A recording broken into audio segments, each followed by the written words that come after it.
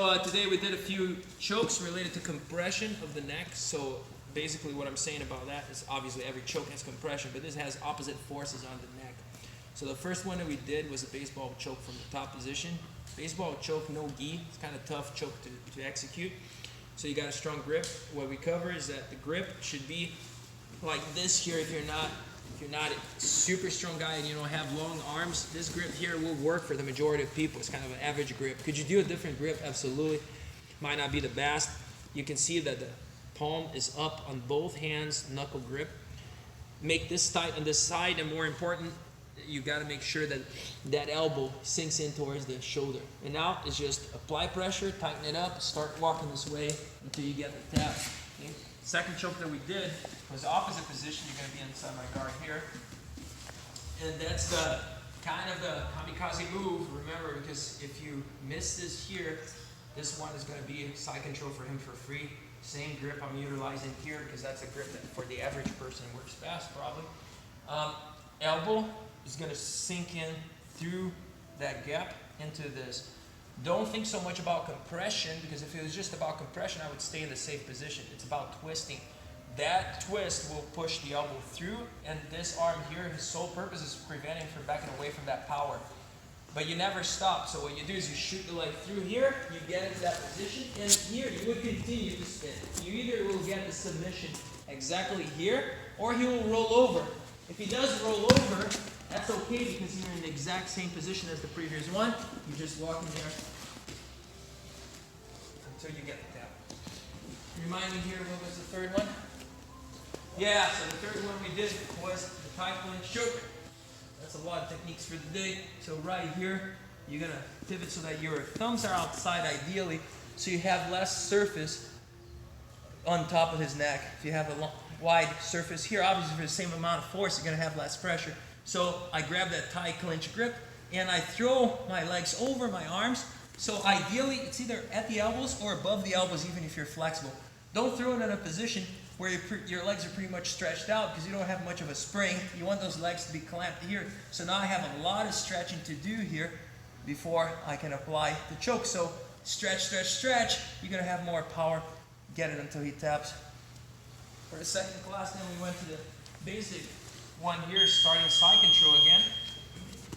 So what we did was the nutcracker choke. Remember, nutcracker, good side control. So hips are down, everything is good. You're going to clasp like this here. Very similar position in a way to the first one, and yet the finish is completely different. So elbow tightens up this way here, all the way to his near shoulder. It's going to be a pronation of the bottom arm. So the palm here, bottom hand, is going to go down. So when you do that, it just moves his neck towards the choking hand.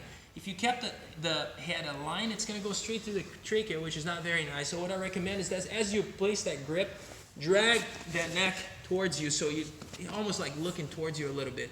Now, as you twist that palm down, you're going to get that tap that you want here. If he messes around with anything, you can always like isolate an arm by maybe doing this here while you have your choke so he doesn't play with your elbows trying to pop them out. Next one was a triangle without the arm in. Relatively common technique. Can happen from a bunch of scrambles. Easier for the beginners to drill it off of this position. You're going to throw the leg over and you're going to control your own calf right here. You got to make sure that you're under his neck.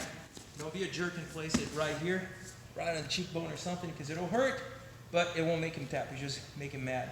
So now you close the frame here, and it's just like a triangle. Squeeze everything down. You raise that forearm into his neck if needed be. You could pull the head down if needed be, but chances are you don't need either of those. Right away, it's going to be done. Last one is a diamond choke from north-south position. Another one that involves compression. Both sides, actually two more, right? So here and here. So in this situation, what I was doing is trying to finish a kimura. I failed. I'm not securing a great north-south. Here he holds on to, be it his own arm, his leg, his own shorts, his belt if he's wearing a gi. Now what I do is like sneakily going to get that around the neck here. Now once I get that around the neck, I need to pivot a little bit so I can grab my ankle comfortably, especially if the guy has a big neck. Now shoot the leg extended, fall back down, triangle choke, apply pressure. That's your tap. The last one was off an arm bar here, where the guy's resisting the arm bar. You're going to shoot that leg through as if you're trying to do a setup for a triangle. Now you're going to take the pressure off. Quickly, you're going to slide that ankle to the near side. Pop it right here. Once you pop it here, go to the top position so that you have a bigger lever. If both are in the base of the neck, you're really cranking without much of a lever. So you move it away, not too far away because it's going to pop out, especially shaved head guys. So pull it back and apply pressure there. You got to get a tap. You either get a tap or he will release at least that pressure to try to take some pressure off his neck, and then you have the arm there to finish. You don't have to change that grip. This is good enough to finish the arm bar. Okay? And that's it for the class.